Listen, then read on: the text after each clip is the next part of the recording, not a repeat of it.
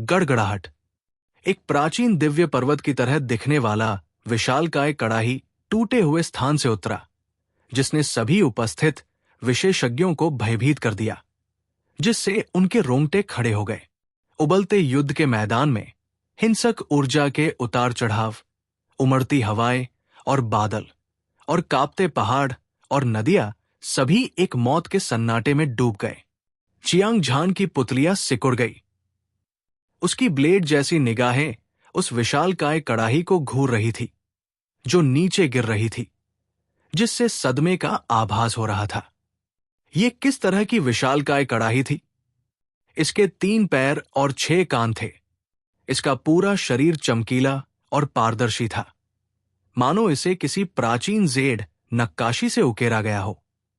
वे बर्फ के क्रिस्टल से भी गढ़े हुए लग रहे थे, जो एक शानदार चमक उत्सर्जित कर रहे थे, जो हजारों मीटर लंबी, धधकती और चकाचौंध करने वाली थी।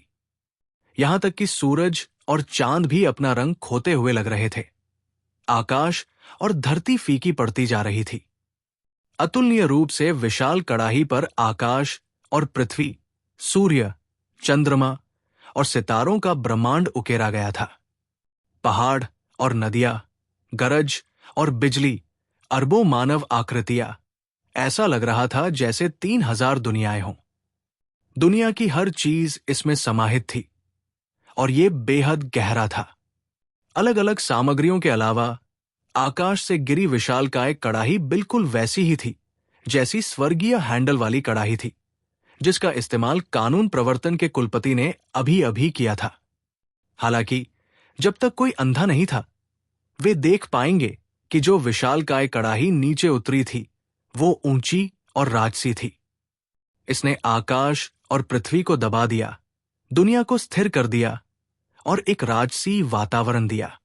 इस विशालकाय कड़ाही के सामने स्वर्गीय सूक्ष्म कड़ाही नकली जैसी थी। इसकी कोई तुलना ही नहीं थी। ये पौराणिक सर्वोच्च सम्राट ग्रेड खजाना कलाकृति स्वर्ग को चुनौती देने वाली कड़ाही है। कितना भयानक दबाव है। मुझे लगता है कि मेरा दिल टूटने वाला है। सम्राट ग्रेड खजाना कलाकृति वास्तव में अपनी प्रतिष्ठा पर खरी उतरती है। इस बार चियांग झान खतरे में है। थोड़ी देर की खामोशी के बाद विस्मय की लहरें उठीं और गिरी। ध्वनि अंतहीन थी। युद्ध को देख रहे सैकड़ों जारों विशेषज्ञों ने ब्रह्मांड के दबाव को महसूस किया, जो उन्हें घेर रहा था। हर किसी की आंखें सदमे से भरी हुई थी। स्वर्ग को चुनौती देने वाला कड़ाही दिव्य मार्शल संप्रदाय का अंतिम खजाना था। ये उत्तरी सागर क्षेत्र में एकमात्र सम्राट ग्रेड खजाना कलाकृति थी। इसमें अद्वितीय दिव्य शक्ति थी और स्वर्ग के नीचे इसका कोई मुकाबला नहीं था। हालांकि उपस्थित सभी लोगों ने स्वर्ग को चुनौती देने वाले कड़ाही के नाम के बारे में सुना था, उनमें से किसी ने भी इसे पहले कभी नहीं देखा था। आज अनुशासनात्मक बुजुर्ग चियांग झान से हार गए। गुस्से में आकर उन्होंने इस अद्वितीय दिव्य हथियार को बुलाया। ऐसा लग रहा था मानो सभी को उत्तेजक इंजेक्शन दिए गए हों, और वे सभी उत्साहित और उत्साहित थे। सम्राट ग्रेड खजाना कलाकृति अपने नाम के अनुरूप थी। हालांकि देखने वाले कई विशेषज्ञ युद्ध के मैदान से हजारों मील दूर थे, लेकिन स्वर्ग को चुनौती देने वाले कड़ाही से निकलने वाला बेजोड़ दबाव, ये माउंट आई के दबाव जैसा था। भारी और विशाल, अतुलनीय, एक जादुई छवि मंच का तो कहना ही क्या। यहां तक कि कुछ स्वर्गीय मनुष्य मंच विशेषज्ञ भी आत्मविनाश के खतरे को महसूस कर सकते थे।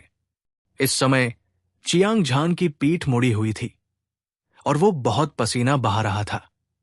उसके शरीर पर खून, मांस और हड्डियां ऐसी लग रही थी जैसे वे किसी भी क्षण टूट जाएंगी।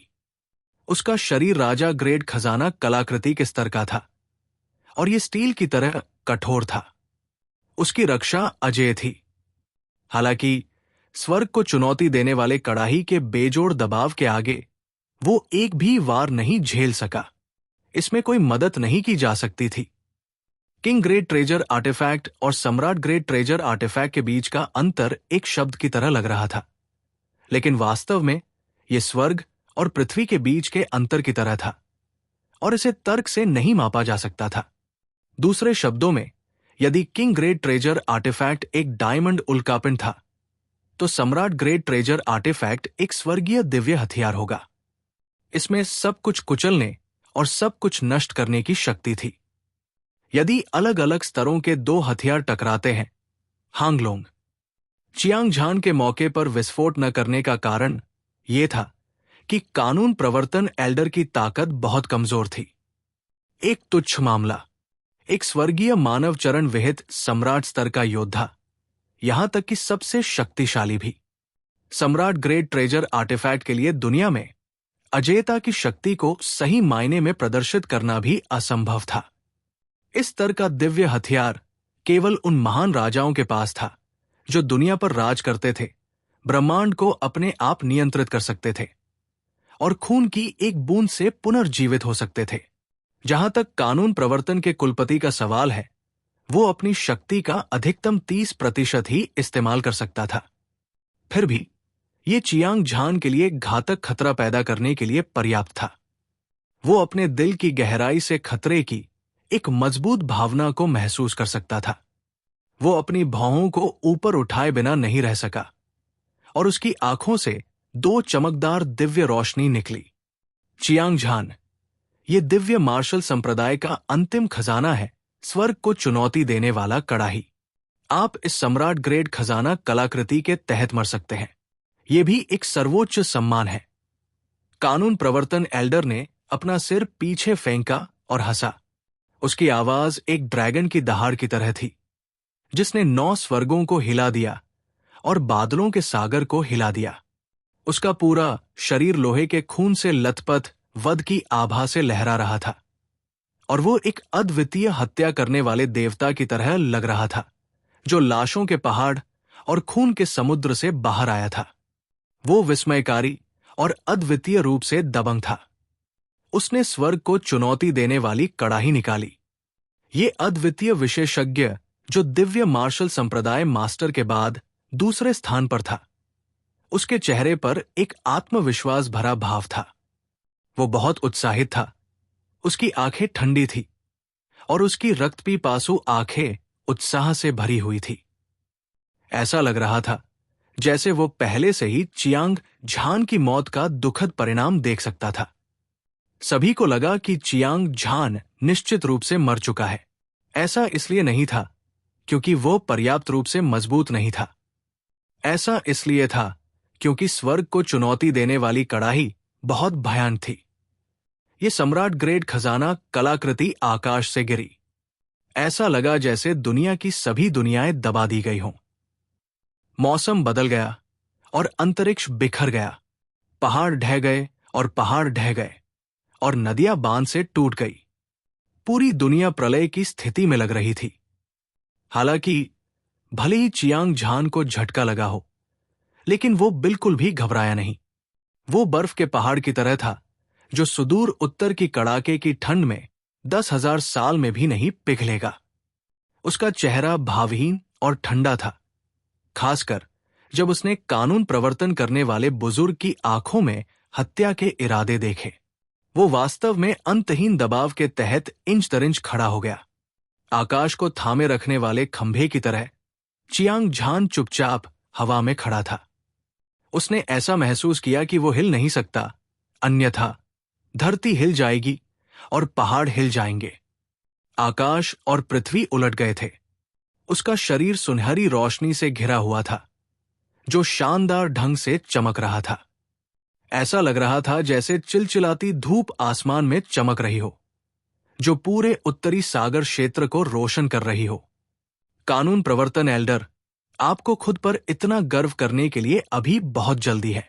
यह सिर्फ एक स्वर्ग को चुनौती देने वाला कड़ाही है और मुझे इसकी बिल्कुल भी परवाह नहीं है। अगर आपके पास कोई और तुरुप का पत्ता है तो आप उन सभी का एक साथ इस्तेमाल कर सकते हैं, अन्यथा मैं गारंटी देता हूं कि आप एक बदसूरत मौत मरेंगे। स्वर्गीय गड़गड़ाहट ने आकाश को हिला दिया। चियांगझान ने कानून प्रवर्तन एल्डर को देखा और ऐसी आवाज में बोला जो स्वर्ग और धरती को हिला सकती थी, दबंग, बिल्कुल दबंग। ये एक अजेय मानसिकता थी। कुछ भी उसे हिला नहीं सकता था। दुनिया का सबसे भयानक दिव्य हथियार भी नहीं, स्वर्ग को चुनौती देने वाला कड़ाही। हुआ। पूरा दृश्य हंगामे में था। हर कोई स्तब्ध था।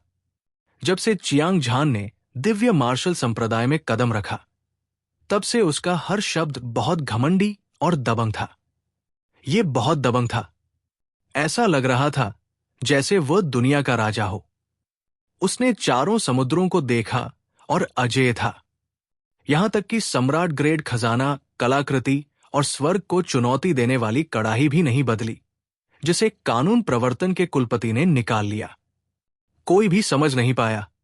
हालांकि चियांग झान प्रतिभाशाली था, लेकिन उसकी ताकत दुनिया में बेजोड़ कही जा सकती थी। हालांकि वो कितना भी शक्तिशाली क्यों न हो, वो केवल एक स्वर्गीय मनुष्य चरण विहित सम्राट योद्धा था। उसके लिए अनुशासनात्मक एल्डर के खिलाफ लड़ना असंभव था, जिसने अपना अजेय दिव्य हथियार, स्वर्ग को चुनौती देने वाली कड़ाही, निकाल ली थी। तो सवाल यह था कि क्या चियांग झान पागल था, या कोई ऐसा दिव्य हथियार था जो स्वर्ग को चुनौती देने वाली कड़ाही से भी अधिक शक्तिशाली था? युद्ध को देख रहे अनगिनत विशेषज्ञ संदेह से भरे हुए थे, और फिर उन सभी की नजर चियांग झान पर टिक गई। ये बेमिसाल सुंदर, गरिमामय और शक्तिशाली युवक, चाहे वे उसे कैसे भी देखें, वो पागल जैसा नहीं लग रहा था। हालांकि उसके पास एक दिव्य हथियार था जो स्वर्ग को चुनौती देने वाले कड़ाही से भी अधिक शक्तिशाली था। संभावना शून्य के करीब थी। हर कोई जानता था कि सम्राट ग्रेड खजाना, कलाकृति दुनिया का सबसे भयानक दिव्य हथियार था। यहां तक कि फीनिक्स पंख और फीनिक्स पंख शब्द भी इसका वर्णन करने के लिए पर्याप्त नहीं था। ऐसा कहा जाता था कि पूरे दिव्य रक्त महाद्वीप में ऐसे बहुत कम कारीगर थे जो इस तरह के सर्वोच्च हथियार को परिष्कृत कर सके। ऐसी परिस्थितियों में ब्रह्मांड पर हावी होने वाला अमर राजा भी एक भी अमर राजा पैदा नहीं कर सका। चियांग झान जैसा दिव्य आकार चरण योद्धा तो दूर की बात है। उत्तरी सागर क्षेत्र में हालांकि धर्मी और शैतान दाओं के प्रमुख संप्रदाय हजारों वर्षों से अस्तित्व में थे और उनकी नींव मजबूत थी। दिव्य मार्शल संप्रदाय एकमात्र संप्रदाय था जिसके पास सम्राट ग्रेड खजाना, कलाकृति थी। यही कारण था कि दिव्य मार्शल संप्रदाय रूढ़िवादी दाओं को नियंत्रित करने और शैतान दाओं और दानव दाओं को दबाने में सक्षम था। युद्ध को देखने वाले सभी विशेषज्ञ भ्रमित थे, यहां तक कि हुआंग तियान भी भ्रमित था। जियान सी, न्यू बियाओ, लेंग वुकिंग, फी यूनक्सियाओ और अन्य प्रतिभाशाली लोग, 9 महान संत, साथ ही दिव्य मार्शल संप्रदाय के सैकड़ों शीर्षक वाले और उत्तराधिकारी बुजुर्ग, हजारों सच्चे शिष्य भी भ्रमित थे। कानून प्रवर्तन बुजुर्ग ने भौहें सिकोड़ी और एक शब्द भी नहीं कहा। उसकी रंगीन आंखें तेल में डूबी हुई ब्रश की तरह थी। उसने चियांग झान को बार बार देखा, मानो वो चियांग झान के रहस्यों को देखना चाहता हो। धमाका, धमाका, धमाका। उसी समय 9 स्वर्गों से एक बहरा करने वाली आवाज सुनाई दी। नीला आकाश चीर की तरह फट गया, जिससे हजारों मील लंबा क्षेत्र बन गया। अंतरिक्ष की दरारें जो झरनों जितनी चौड़ी थी और अंतरिक्ष की अराजक धाराएं ज्वार की लहर की तरह टूटकर नीचे गिर पड़ी। ये दृश्य अवर्णनीय रूप से चौंकाने वाला था। एल्डर टेक्निक इम्पार्टेशन, मर जाओ। ऊपर आसमान में लिंग पियाओक्सू का सफेद लबादा फड़फड़ा रहा था और उसके लंबे बाल हवा में लहरा रहे थे। उसका शरीर अंतहीन बिजली और बिजली से घिरा हुआ था। उसकी आंखें काटने वाली ठंडी हत्या के इरादे से भरी हुई थी। उसने एक लंबी दहाड़ लगाई और एल्डर टेक्निक इम्पार्टेशन पर रहस्यमयी बिजली का हथौड़ा घुमाया।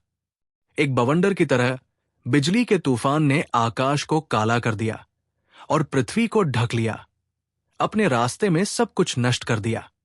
ऐसा लग रहा था जैसे बिजली का तूफान अपने रास्ते में सब कुछ नष्ट कर रहा था।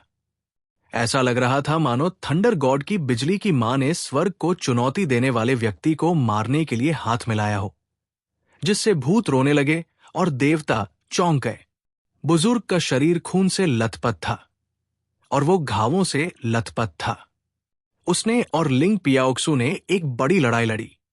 वो बहुत समय पहले गंभीर रूप से घायल हो गया था। इस समय उसने देखा कि शक्तिशाली बिजली का तूफान उसकी ओर बढ़ रहा है। उसकी भौहें घबराहट से भरी हुई थी। भले ही वो अपनी चरम स्थिति में नहीं था, आखिरकार वो एक अद्वितीय विशेषज्ञ था जिसने अनगिनत लड़ाइयां लड़ी थी। उसका मन दृढ़ था। स्टील की तरह वो जानता था कि ये लड़ाई अच्छी तरह से समाप्त नहीं होगी, लेकिन उसके पास पीछे हटने का जरा भी इरादा नहीं था। लड़ाकू कौशल दिव्य रूप, मेरे लिए मार डालो। एक जोरदार दहाड़ के बाद तकनीक प्रदान करने वाले बुजुर्ग ने दोनों मुट्ठियों से मुक्का मारते हुए दहाड़ लगाई। असीम ऊर्जा एक बाढ़ की तरह बह निकली जो एक बांध को तोड़कर निकल गई थी। जैसे ही ऊर्जा 9 स्वर्गों में बढ़ी, उसके भीतर अनगिनत आकृतियां देखी जा सकती थी, जिनमें से प्रत्येक अजेयता की आभा उत्सर्जित कर रही थी। ये एक लौहक्त वाली सेना की तरह था जिसने युद्ध के मैदान पर विजय प्राप्त की थी, स्वर्ग और पृथ्वी को पार करते हुए। आभा अत्यंत तीव्र थी। भले ही ये मुक्का शक्तिशाली और दबंग था और ऐसा लग रहा था कि ये पहाड़ों को नष्ट कर सकता है, लेकिन इसकी भव्य आभा बेजोड़ थी। हालांकि तकनीक प्रदान करने वाले एल्डर ने अभी भी लिंग पियाओक्सु की ताकत को कम करके आंका था। वो विशाल बिजली का तूफान एक स्वर्गीय क्लेश वज्र दंड की तरह था जिसने स्वर्ग और पृथ्वी को चीर दिया। इसने सब कुछ नष्ट कर दिया। जहां भी ये गुजरा, सैकड़ों युद्ध तकनीकों और दिव्य रूपों के साथ साथ बढ़ती ऊर्जा धाराएं सभी ढह गई। अगले ही पल तकनीक प्रदान करने वाले एल्डर ने एक दयनीय चीख निकाली और खून की बारिश में फट गया। इसके अलावा वो पहले से ही स्वर्गीय मनुष्य चरण, पारलौकिकता और इच्छा की साधना कर चुका था। सभी युद्ध तकनीकें और दिव्य रूप उसके शरीर में समाहित हो चुके थे। इस बार वो मारा गया और उसकी आत्मा बिखर गई। वो उद्धार से परे बर्बाद हो गया। तब से इम्पार्टेशन एल्डर की आभा का कोई निशान नहीं था। वो दुनिया के सबसे चमकीले सितारे की तरह था। हालांकि वो पहले भी शानदार था, फिर भी वो अंत में गिर गया। ये दृश्य देखकर भीड़ भावुकता से आहें भरने से खुद को नहीं रोक सकी। ये वास्तव में मार्शल आर्ट का स्वर्ण युग था, जहां अनगिनत प्रतिभाएं आसमान में गर्व से हंसते हुए प्रमुखता से उभरी। हालांकि उनमें से अधिकांश केवल सहायक पात्र थे और केवल मुट्ठी भर लोग ही वांगुल यूफांग पर वास्तव में भरोसा कर सकते थे। अनुशासनात्मक एल्डर को बहुत झटका लगा। मार्शल एल्डर तकनीक इम्पार्टेशन उसी पीढ़ी का था। अतीत में वो जोरदार और वीर था और उसकी आभा ने पूरी दुनिया को अपनी चपेट में ले लिया था। वह दुनिया में बेकाबू हो गया था और कोई भी उसे रोक नहीं पाया था। बाद में वो दिव्य मार्शल संप्रदाय के 5 सबसे मजबूत शीर्षक वाले बुजुर्गों में से एक बन गया और उसके नाम ने पूरी दुनिया को हिला दिया। दुर्भाग्य से आज की लड़ाई में उनकी मृत्यु हो गई थी और उनकी सारी महिमा एक क्षणभंगुर बादल बन गई थी। एक पुराने दोस्त की मौत, एक खरगोश की मौत और एक लोमड़ी का दुख कानून प्रवर्तन के कुलपति शोक की स्थिति में आ गए। उनके दिल की गहराई में एक अशुभ पूर्वाभास भी पैदा हो गया था। हुआंग तियान, जियान सी, न्यू बियाओ, लेंग वुकिंग, फी यूनक्सियाओ और ली तियान्युव, 9 संत, साथ ही दिव्य मार्शल संप्रदाय के सैकड़ों उपाधि प्राप्त और कुलीन बुजुर्ग, हजारों मुख्य शिष्यों के दिल कांप उठे और उनकी आत्माएं कांप उठीं। तकनीक प्रदान करने वाले बुजुर्ग की मृत्यु ने उनमें से हर एक को बेहद परेशान कर दिया था। भीषण युद्ध जारी रहा। बुजुर्ग की मृत्यु दिव्य मार्शल संप्रदाय के पतन का प्रतीक लग रही थी। ये एक महाशक्ति थी जिसे धर्म मार्ग के नंबर एक संप्रदाय के रूप में जाना जाता था। और इसके पास इससे लड़ने के लिए 3 अजेय विशेषज्ञ थे। लिंग पियाओक्स्यू द्वारा एल्डर को मार डालने के बाद लिटिल हो और अपराजेय युवा मास्टर चू हनफेंग ने अपना अंतिम हमला शुरू किया। एल्डर डोबाओ, मर जाओ। ऊंची और स्पष्ट आवाज बाघ की दहाड़ और ड्रैगन की दहाड़ जैसी थी, जिसने जमीन को हिला दिया और शून्य को चकनाचूर कर दिया, जिसने सभी का ध्यान आकर्षित किया। आसमान में लिटिल हो एक स्वर्ण युद्ध देवता की तरह लग रहा था। ये एक उग्र बैल की तरह था जो एक उग्र बैल से लड़ रहा था, और ऐसा लग रहा था जैसे वो पूरी दुनिया पर हावी हो सकता है। उसने सब कुछ नीचे देखा और उसकी हत्या की मंशा आसमान में बह गई। उसने अपनी मुट्ठियों की जोड़ी को लहराया जो धधकते सूरज की तरह दिख रही थी, और मुक्का मारा। एक पल में मुट्ठी की हवा ने आसपास के वातावरण में तबाही मचा दी। उसकी मुट्ठी की मंशा अजेय थी, और उसकी मुट्ठी की भयानक ताकत एक शूटिंग स्टार की तरह थी। इसने 9 किंग ग्रेड ट्रेजर आर्टिफैक्ट्स पहाड़ों को चकनाचूर कर दिया। आत्मा को झकझोर देने वाले विस्फोट के बाद अद्वितीय मुट्ठी बल ने एल्डर डोबाओं को निगल लिया। दिव्य मार्शल संप्रदाय के अधिपति को दुनिया से गायब होने से पहले दर्द में रोने का मौका भी नहीं मिला। एल्डर डोबाओ भी मर चुका था। चाहे वे विशेषज्ञ हों जो युद्ध देख रहे थे, या दिव्य मार्शल संप्रदाय के सभी बुजुर्ग और शिष्य, वे सभी मूक थे। उनमें से हर कोई मूर्खता से खड़ा था, जैसे कि उनकी आत्माएं किसी शैतान ने छीन ली हों। संरक्षक एल्डर, आपको आज भी मौत का स्वाद चखना चाहिए। अपराजेय युवा मास्टर चू हनफेंग ने एक धीमी गर्जना की और दोनों मुट्ठियों से मुक्का मारा, जिससे आकाश और धरती हिल गई। इसने पहाड़ों और नदियों को हिला दिया, और हिंसक मुट्ठी बल एक उफनती हुई ज्वार की तरह था। ये टर्मिनस विल की विशाल शक्ति के साथ मिल गया और संरक्षक एल्डर द्वारा छोड़े गए अमर दिव्य प्रकाश को नष्ट कर दिया। स्वर्ग और पृथ्वी के प्रकाश और अंधकार के बीच पुरानी राख जो करीब 1000 साल से जीवित थी। संरक्षक बुजुर्ग का शरीर फट गया, उसका मांस और खून हर जगह उड़ गया, उसकी हड्डियां इंच-इंच टूट गई। वे जमीन पर ऐसे गिरे जैसे बोरों को खोखला कर दिया गया हो। उनकी सुस्त आंखें निराशा से भरी हुई थी। संरक्षक बुजुर्ग भी मर चुका था। तीनों अधिपतियों के पतन ने सभी दर्शकों के दिलों में एक विचार को जन्म दिया था। दिव्य मार्शल संप्रदाय, जिसने दसियों हजार वर्षों तक उत्तरी सागर क्षेत्र पर प्रभुत्व किया था, उसे एक नया गुरु मिलने वाला था। इस समय दिव्य मार्शल संप्रदाय में हर कोई दहशत की स्थिति में था, जिसमें कानून प्रवर्तन बुजुर्ग भी शामिल थे। हुआंग तियान, जियान सी, न्यू बियाओ, लेंग वुकिंग, फी यूनक्सियाओ, ली तियान्यूव। 9 महान संत, 100 से अधिक उपाधियां, कोर एल्डर। सभी कोर शिष्य बेहद हैरान थे। कौशल हस्तांतरित करो, डूबाओ। पहरेदार बुजुर्गों की मौत। क्या ये दिव्य मार्शल संप्रदाय के पतन का संकेत है? ये खत्म हो गया है। सब कुछ खत्म हो गया है। दिव्य मार्शल संप्रदाय का अंत आ रहा है। मुझे डर है कि हम सभी उनके साथ दफन हो जाएंगे। तनाव और उत्पीड़न का माहौल हवा में भर गया। दिव्य मार्शल संप्रदाय के सभी बुजुर्ग शिष्यों के दिलों में उथल पुथल मची हुई थी। उनमें से कुछ उपाधि प्राप्त बुजुर्ग थे। सच्चे बुजुर्गों और सच्चे शिष्यों को डर लगने लगा था। वे अब इस लड़ाई में भाग लेने की हिम्मत नहीं कर रहे थे। हुश, हुश, हुश। भयभीत पक्षियों की तरह दिव्य मार्शल संप्रदाय के कई विशेषज्ञ सभी दिशाओं में भाग गए। उनमें से हर एक ने अपनी गति को सीमा तक बढ़ा दिया था। वे अविश्वसनीय रूप से तेज थे। ये दृश्य देखकर कानून प्रवर्तन बुजुर्ग ने अपनी भौहें ऊपर उठाई। उसकी आंखों से एक क्रूर और खूनी रोशनी निकली। उसका पूरा शरीर खून के समुद्र और लाशों के पहाड़ों में लिपटा हुआ था। ये एक शैतान देवता की तरह था जो नरक की सबसे गहरी गहराई से बाहर आया था, एक जबरदस्त हत्या का इरादा प्रकट करते हुए। इसने 9 स्वर्गों में तबाही मचा दी। जो कोई भी युद्ध से डरने की हिम्मत करता है, उसे बिना दया के मार दिया जाएगा।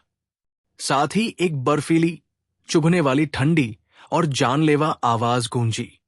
अनुशासनात्मक बुजुर्ग ने दोनों हाथों से पंजे मारे, और ये एक दिव्य ड्रैगन की तरह था जिसने अपने पंजे फैलाए और स्वर्ग और पृथ्वी को चीर दिया। इसने पहाड़ों और नदियों को नष्ट कर दिया, सब कुछ नष्ट कर दिया और दुनिया को चकनाचूर कर दिया। इसकी भयानक ताकत समुद्र में टूटे हुए बांध की तरह थी। ये बढ़ता गया और बढ़ता गया, और इसने पूरे युद्ध के मैदान को डुबोते हुए 10,000 किलोमीटर के क्षेत्र को कवर किया। गड़गड़ाहट, गड़गड़ाहट, गड़गड़ाहट, तारों के विस्फोट और सूर्य और चंद्रमा के पतन की तरह दिव्य मार्शल संप्रदाय के बुजुर्ग और शिष्य जो घबराहट में भाग रहे थे, वे सभी विशाल ऊर्जा से टुकड़े टुकड़े हो गए। बिना किसी अपवाद के वे सभी कीमा बनाया हुआ मांस और खून में बदल गए। आसमान से खून की मूसलाधार बारिश हुई, पहाड़ और नदियां खून से रंग गई और दुनिया गहरे लाल रंग की हो गई। ऐसा लग रहा था जैसे ये दुनिया असुरों के नरक में बदल गई हो। ये अतुलनीय रूप से भयानक और चौंकाने वाला था। हर कोई इतना भयभीत था कि वे कांप रहे थे। अनुशासन करने वाला बुजुर्ग निर्दयी था। उसने वास्तव में कोई दया नहीं दिखाई। उसने सभी गद्दारों को मार डाला। हालांकि ये तरीका कारगर था, फिर भी ये भयानक था। ऐसा लग रहा था जैसे युद्ध के मैदान में कोई बर्तन फट गया हो। दिव्य मार्शल संप्रदाय के कई बुजुर्गों और सच्चे शिष्यों के चेहरे पीले पड़ गए थे और उनकी आंखें भय से भरी हुई थी। सदमे की चीखें अंतहीन सुनी जा सकती थी। हालांकि इन लोगों ने भागने की हिम्मत नहीं की, लेकिन उन्होंने अपनी लड़ाई की भावना खो दी थी। सबसे पहले चियांग झान और अन्य लोग सत्ता में आ गए थे और किसी ने उनका विरोध करने की हिम्मत नहीं की। दूसरे, अनुशासनात्मक एल्डर के क्रूर तरीकों ने उन्हें निराश कर दिया था। चियांग झान ने मुस्कुराते हुए कहा, कानून प्रवर्तन एल्डर एक तानाशाह की तरह था और वो अपने शिष्यों को दबाने के लिए केवल लोहे और खून का इस्तेमाल करना जानता था। हालांकि भले ही वह स्थिति को नियंत्रित करने में कामयाब हो जाए, फिर भी वो लड़ने की अपनी इच्छा खो देगा। दिव्य मार्शल संप्रदाय ने इस लड़ाई की गति खो दी थी। चियांग झान को अब जो करने की जरूरत थी वो था कानून प्रवर्तन एल्डर को मारना और पूरे दिव्य मार्शल संप्रदाय पर नियंत्रण करना। जब उसके विचार उड़ रहे थे तो उसने अपने हाथों को घुमाया और स्वर्ग को चुनौती देने वाली तलवार निकाली, नो गॉड ब्लेड। गड़गड़ाहट, हवा और बादल अराजकता में थे। अंतरिक्ष फट गया था, पहाड़ और नदियां बिखर गई थी और स्वर्ग और पृथ्वी ढह गई थी। जब 2 सम्राट ग्रेड खजाना कलाकृतियां दिखाई दी तो पूरी दुनिया गूंज उठी। 10,000 मील के अंतरिक्ष और समय में एक भयानक और अवर्णनीय दबाव फैल गया। हर किसी को लगा जैसे कोई तलवार उन पर वार करने वाली है और एक खतरनाक आभा जो मारे जाने वाली थी उनके दिलों की गहराई से बाहर निकल रही थी। भयानक, ये बहुत भयानक था। तलवार और तलवार चियांग झान ने वास्तव में स्वर्ग को चुनौती देने वाले कड़ाही के समान एक विशाल दबाव उत्सर्जित किया था। यह स्वर्ग को चुनौती देने वाले कड़ाही के दबाव से भी अधिक मजबूत था। ये एक स्पष्ट संकेत था कि तलवार और कृपाण सभी सर्वोच्च सम्राट ग्रेड खजाना कलाकृतियां थी।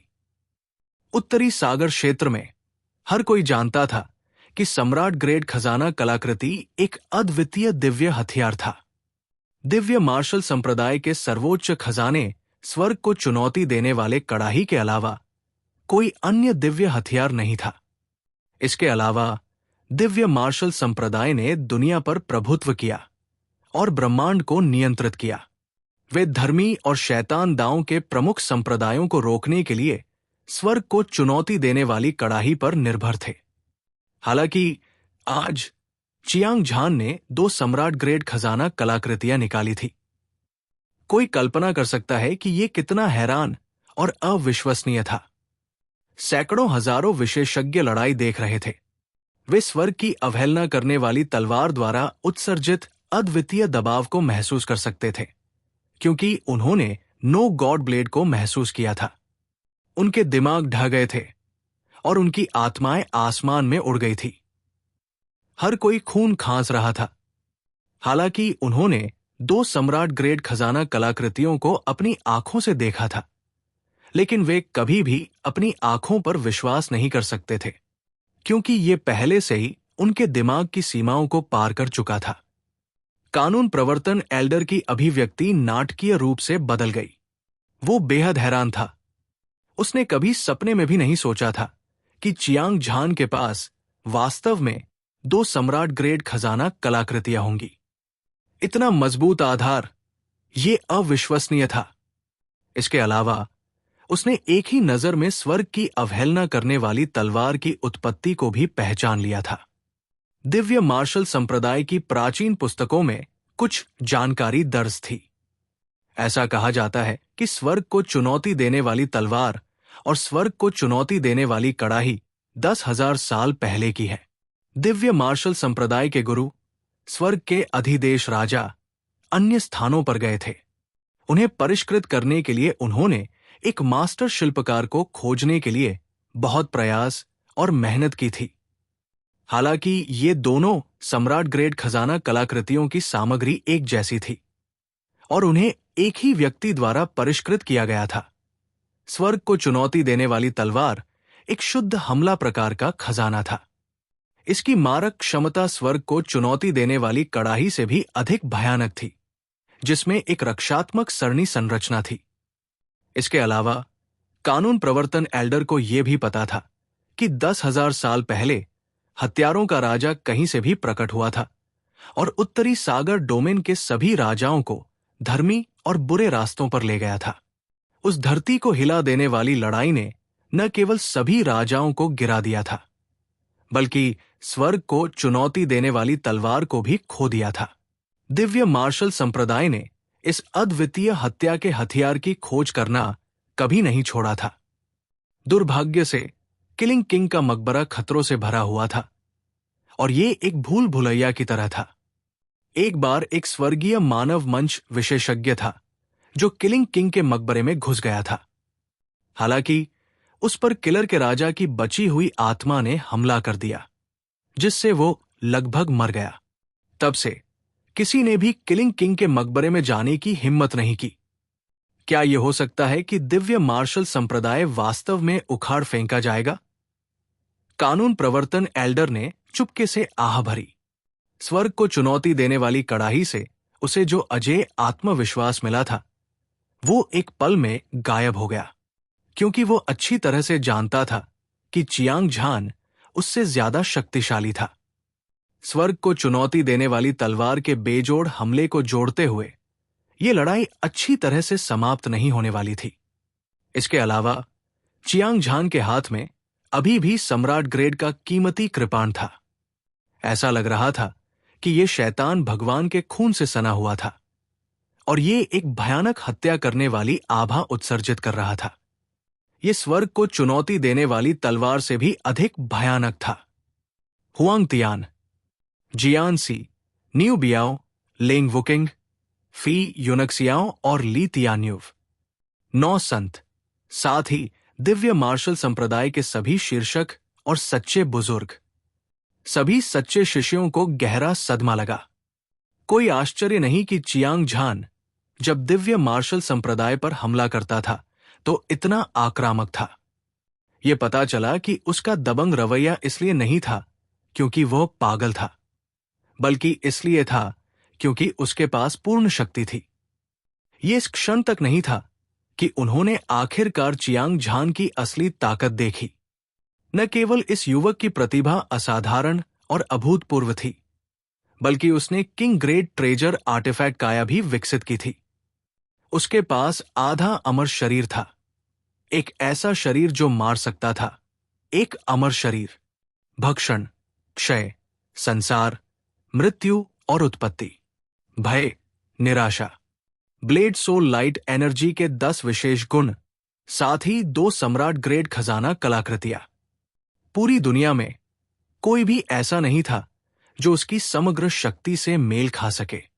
हुआंग तियान, जियान सी, न्यू बियाओ, लेंग वुकिंग और फी यूनक्सियाओ सभी घमंडी और अनियंत्रित थे, लेकिन उनमें से किसी ने भी ली तियान्यू से लड़ने की हिम्मत नहीं की। इसका उनकी ताकत से कोई लेना देना नहीं था। यह मुख्य रूप से इसलिए था क्योंकि सम्राट ग्रेड खजाना कलाकृति बहुत शक्तिशाली थी। एक बार जब वे लड़े तो उनके हाथों में राजा ग्रेड खजाना कलाकृति नष्ट हो जाएगी। उस समय अगर वे नंगे हाथों से लड़े तो चियांग झान को मारने की बात तो दूर, वे शायद अपनी जान भी नहीं बचा पाए। वे अपनी रस्सी के अंत में होंगे, और वे अपनी रस्सी के अंत में होंगे। दिव्य मार्शल संप्रदाय के गुरु एकांत साधना में थे, जीवन मृत्यु चरण को तोड़ने की कोशिश कर रहे थे। वो चियांग झान और दूसरों को अपने हाथों से दबा नहीं सकते थे, और कानून प्रवर्तन एल्डर की ताकत स्थिति को बदलने के लिए पर्याप्त नहीं थी। अगर स्थिति इसी तरह जारी रही, अगर वो दिव्य मार्शल संप्रदाय में बने रहे, तो ये मौत को आमंत्रित करने जैसा ही होगा।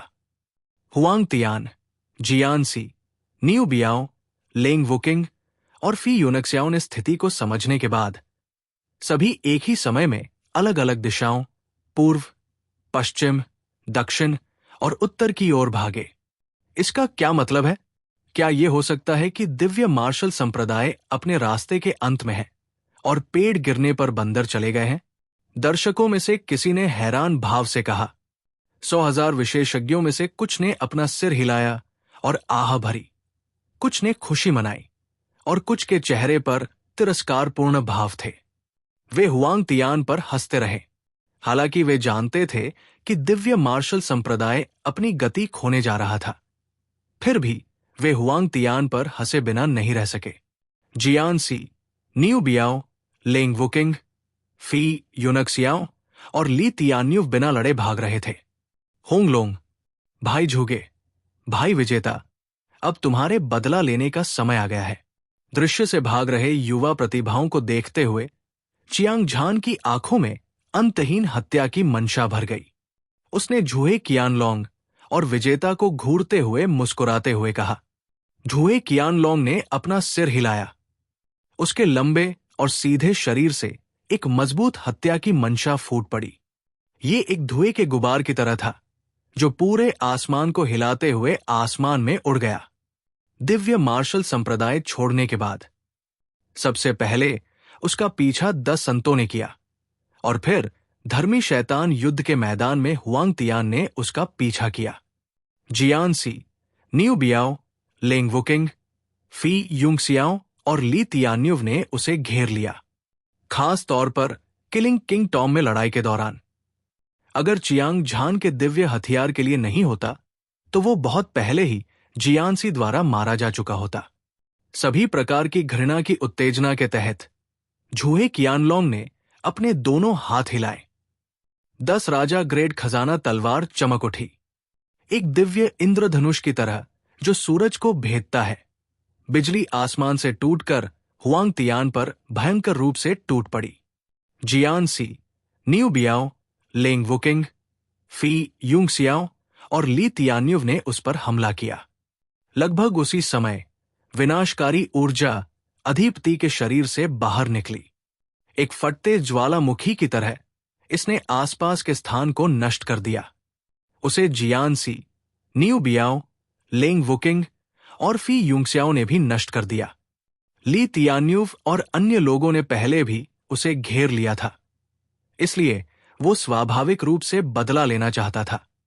एक मजबूत हत्या के इरादे से अधिपति का शरीर एक दिव्य ड्रैगन की तरह चमक उठा। कुनपेंग ने अपने पंख फैलाए और एक तूफान उठाया जिसने आकाश और पृथ्वी को चीर दिया और उनका पीछा किया। जुहे कियानलोंग और अधिपति ने एक दबंग आभा के साथ हुआंग तियान, जियान सी, न्यू बियाओ, लेंग वुकिंग और बाकी प्रतिभाओं का पीछा किया। अनुशासनात्मक एल्डर की अभिव्यक्ति अत्यंत अप्रिय हो गई। हुआंग तियान, जियान सी, न्यू बियाओ, लेंग वुकिंग, फी यूनक्सियाओ और ली तियान्युव ने पवित्र युद्ध के परिणाम निर्धारित होने से पहले ही दिव्य मार्शल संप्रदाय को धोखा दे दिया था। वे मरने के लायक थे। अगर यह तथ्य न होता कि झूहे कियानलोंग और महान विजेता ने पहले ही अपना कदम उठा लिया था, तो वो इस मामले को कभी शांत नहीं होने देता। चलो हम भी चलते हैं। 9 संतों में से एक ने एक लंबी सांस ली और युद्ध के मैदान से बाहर चला गया। बाकी लोगों ने भी बिना किसी हिचकिचाहट के दिव्य मार्शल संप्रदाय को छोड़ दिया। युद्ध को देखने वाले किसी भी विशेषज्ञ ने नहीं सोचा था कि हुआंग तियान अगला होगा। जियान सी, न्यू बियाओ, लेंग वुकिंग, फी यूनक्सियाओ और ली तियान्युव ने दिव्य मार्शल संप्रदाय को धोखा दिया था। 9 संतों ने एक ही रास्ता चुना था। यह दिव्य मार्शल संप्रदाय के लिए आग में घी डालने जैसा ही था। अगर हुआंग तियान, जियान सी, न्यू बियाओ, लेंग वुकिंग और फी यूनक्सियाओ, ली तियान्युव 9 संत मौत तक लड़ेंगे। हालांकि वे हार को जीत में नहीं बदल पाएंगे। हालांकि अभी भी कुछ उम्मीद थी। अब दिव्य मार्शल संप्रदाय गिरने वाला था। कानून प्रवर्तन एल्डर सिर्फ लकड़ी का एक टुकड़ा था। युद्ध एल्डर भी चुप हो गया। चियांग झान ने पहले ही अपना लक्ष्य हासिल कर लिया था। वो दुनिया के शीर्ष पर पहुंच गया था और अजेय था। इस पवित्र युद्ध में दिव्य मार्शल संप्रदाय की हार तय हो गई थी। अगर वे रुके तो निश्चित रूप से मर जाएंगे। अगर उन्होंने छोड़ने का फैसला किया, वो बचपन से ही दिव्य मार्शल संप्रदाय का एक एल्डर था। वो सैकड़ों वर्षों से जीवित था और उसे नहीं पता था कि उसे कहा जाना चाहिए। सैकड़ों उपाधियां, सच्चे एल्डर और दिव्य मार्शल संप्रदाय के सभी सच्चे शिष्य थे। वो दूर से चियांग झान के दबंग व्यक्तित्व को ऐसे देख रहा था जैसे वो उगते सूरज को देख रहा हो। उनकी आंखें सम्मान से भरी हुई थी। वे पहले ही अपनी लड़ने की भावना खो चुके थे। अब वे उससे लड़ने की हिम्मत नहीं कर सकते थे। देखने वाले कई विशेषज्ञों ने भावना से आह भरी। वो हजारों वर्षों से रूढ़िवादी दांवों का प्रभारी था। दिव्य मार्शल संप्रदाय, जिसने चारों समुद्रों पर और दुनिया पर अपना दबदबा कायम किया था, आखिरकार उखाड़ फेंका जाने वाला था। युवा पीढ़ी के अजेय प्रतिभाशाली लोगों के रूप में चियांग झान और अन्य पूरे उत्तरी सागर डोमेन के शासक बनेंगे। वास्तव में उत्तरी सागर डोमेन के सभी विशेषज्ञ गुप्त रूप से इस पवित्र युद्ध पर ध्यान दे रहे थे। दिव्य मार्शल संप्रदाय के कई अधिपतियों हुआंग तियान, जियान सी, न्यू बियाओ, लेंग वुकिंग, फेई यूनक्सियाओ, ली तियान्युव और बाकी प्रतिभाओं के पतन के साथ साथ 9 संतों का दलबदल। सभी ने महसूस किया कि ये युग में बदलाव था। चियांग झान और अन्य युवा विशेषज्ञों का उदय, इसने मार्शल आर्ट के एक नए युग के आगमन का संकेत दिया। अगर तुम जाना चाहते हो तो ये इतना आसान नहीं होगा। अचानक लिंग पियाओक्सु के मुंह से एक स्पष्ट और ठंडी आवाज निकली जो प्रकृति की आवाज की तरह लग रही थी। उसका सुंदर शरीर स्वर्ग तोड़ने वाली तलवार की तरह था। उसके सफेद कपड़े हवा में लहरा रहे थे। वो बेदाग थी और उसका पूरा शरीर अंतहीन बिजली से चमक रहा था। उसके पास विस्मयकारी दिव्य शक्ति, अद्वितीय सुंदरता थी और वह सभी दिशाओं को देखती थी। ये अद्वितीय रूप से सुंदर, विनाशकारी रूप से सुंदर, ठंडी और जानलेवा महिला। उसने हल्के कदम उठाए और शून्य पर कदम रखा। वो बहुत शांति से चल रही थी। वास्तव में वो एक अद्वितीय दबाव ले जा रही थी जिसने पूरे विश्व को कांपने पर मजबूर कर दिया। वो जहां भी जाती, ऊर्जा का एक भयानक तूफान एक उग्र महासागर की तरह बह जाता। इसने आकाश को काला कर दिया और पृथ्वी को ढक लिया, और ये बढ़ गया और दिव्य मार्शल संप्रदाय के 9 महान संतों को निगल गया। स्वर्ग और पृथ्वी में अपार ऊर्जा भर गई जो समुद्र की लहरों की तरह ऊपर उठ रही थी। इस प्रभाव के कारण पूरा आकाश ढह गया। इस समय लिंग पियाओक्सु स्वर्ग की रानी की तरह लग रही थी। उसके पास पहाड़ों और नदियों को निगलने, ब्रह्मांड को नियंत्रित करने, हवा को बुलाने और बारिश को बुलाने की क्षमता थी, और उसका दबंग आभा आकाश में बहुत ऊपर था। उसने वास्तव में दिव्य मार्शल संप्रदाय के 9 संतों को घेरने के लिए अपनी ऊर्जा को मुक्त कर दिया था। उसका इरादा उन्हें एक ही झटके में मार डालने का था। दूसरी ओर दिव्य मार्शल संप्रदाय के 9 संतों की आंखें क्रोध की प्रचंड लपटों से जल रही थी। उनकी भयानक हत्या की मंशा एक अराजक धारा की तरह थी, जो निवेश वर्ग को नष्ट करना चाहती थी। वे क्रोधित थे, वे वास्तव में क्रोधित थे। दिव्य मार्शल संप्रदाय के 9 संत असाधारण प्रतिभा से संपन्न थे। वे दुनिया पर हावी होने और स्वर्ग पर हंसने में सक्षम थे। उत्तरी सागर क्षेत्र की युवा पीढ़ी में वे निश्चित रूप से अजेय विशेषज्ञ के ध्यान का केंद्र थे। एक बार जब उनमें से प्रत्येक ने अपनी शुरुआत की, तो उन्होंने अनगिनत शानदार उपलब्धियां हासिल की। उन्होंने सभी को चौंका दिया था, खासकर दिव्य मार्शल संप्रदाय के संत बनने के बाद। उनका एक उच्च और शक्तिशाली दर्जा था। चाहे वे कहीं भी जाए, कोई भी उन्हें भड़काने की हिम्मत नहीं करेगा। स्वर्ग के ऐसे गर्वित पुत्र ने लंबे समय से एक अभिमानी व्यक्तित्व विकसित किया था। हालांकि चियांग झान, झूहे कियानलोंग और अन्य प्रतिभाएं हाल के वर्षों में कहीं से भी प्रकट हुई थी। उनके अचानक उदय ने 9 संतों से काफी हद तक लाइमलाइट छीन ली थी। हालांकि उनका साधना आधार ऊंचा था और उनकी ताकत मजबूत थी, इसलिए उन्होंने इसे बिल्कुल भी दिल पर नहीं लिया। हालांकि आज चियांग झान ने अपने लोगों को दिव्य मार्शल संप्रदाय में ले जाया था और कानून प्रवर्तन एल्डर को हराया था। अद्वितीय दिव्य शक्ति हर चीज को देख रही थी। लिंग पियाओक्स्यू, अपराजेय युवा गुरु चूहनफेंग, लिटिल हो, एक के बाद एक उन्होंने कौशल प्रदान करने वालों को मार डाला। डुओबाओ, संरक्षक बुजुर्ग, ने भी इसी तरह दुनिया को हिला दिया था। दुनिया में कोहराम मच गया था। जूहे कियानलोंग, अधिपति, और वे दोनों हुआंग तियान का पीछा कर रहे थे।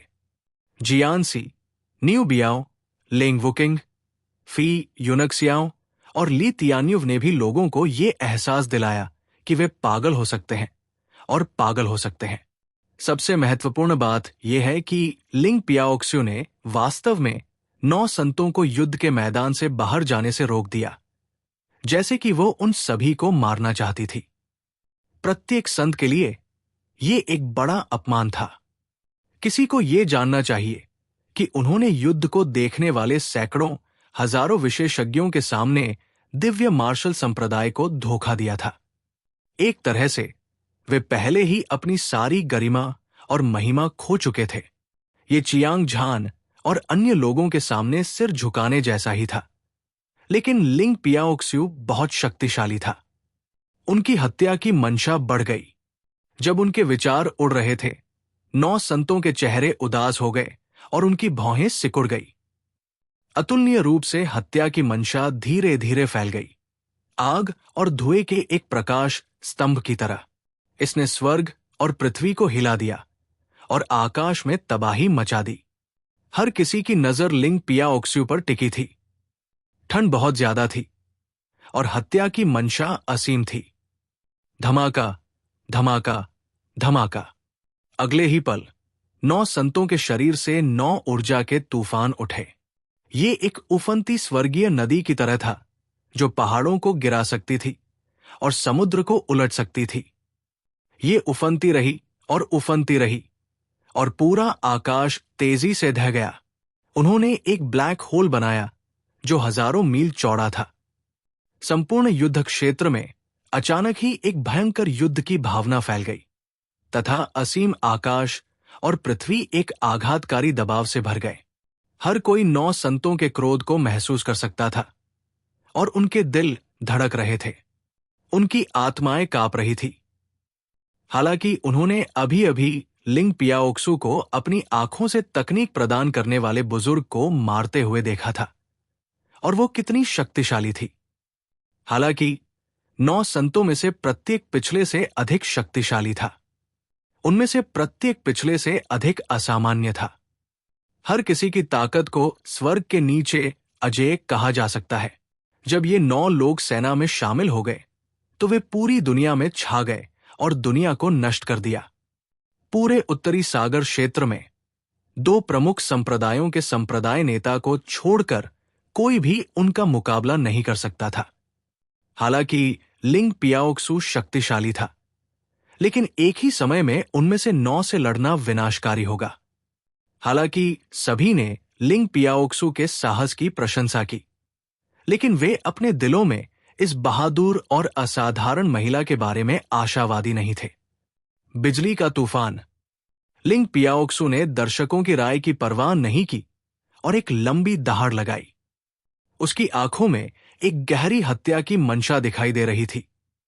हालांकि वो 9 संतों का सामना अकेले कर रही थी, लेकिन इसके बजाय उसने बिना किसी डर के थंडर डिवाइन हैमर को लहराया और एक घातक हमला किया। उसने अपनी ताकत से दिव्य मार्शल संप्रदाय के 9 संतों को पार कर लिया। लिंग पियाओक्सू इतनी ठंडी, शक्तिशाली और दबंग थी। धमाका।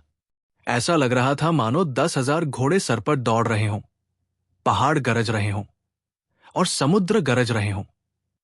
विशाल थंडर डिवाइन हैमर शून्य में घुस गया और भयानक बिजली के तूफान ने आकाश को नष्ट कर दिया। ऐसा लग रहा था मानो आकाश नष्ट हो रहा हो, अंतरिक्ष नष्ट हो गया हो और पहाड़ और नदियां बिखर गई हों। ये 9 संतों की ओर शक्तिशाली तरीके से बढ़ा। मार डालो। लगभग उसी समय दिव्य मार्शल संप्रदाय के 9 संतों ने एक साथ दहाड़ लगाई। उनमें से प्रत्येक ने अपने किंग ग्रेड ट्रेजर आर्टिफैक्ट को बाहर निकाला। उनमें से कुछ ने अपनी कीमती कृपाण पकड़ी हुई थी, कुछ अपनी कीमती तलवारें चला रहे थे, जबकि अन्य अपने बॉक्सिंग दस्ताने ले जा रहे थे। उनमें से प्रत्येक एक चमकदार रोशनी उत्सर्जित कर रहा था, जिससे दुनिया की हर चीज अपना रंग खो रही थी। ये 9 स्वर्गीय मानव चरण कैनोनाइज्ड सम्राट विशेषज्ञों द्वारा एक ही समय में किया गया सबसे शक्तिशाली हमला था। इसकी शक्ति अद्वितीय थी और ऐसा लग रहा था कि यह स्वर्ग को जीत सकता है। विशाल ऊर्जा एक बढ़ती हुई ज्वार की तरह थी और विशाल स्वर्ग और निरपेक्ष पृथ्वी असीम शून्य को डुबोते हुए बढ़ रही थी। गड़गड़ाहट।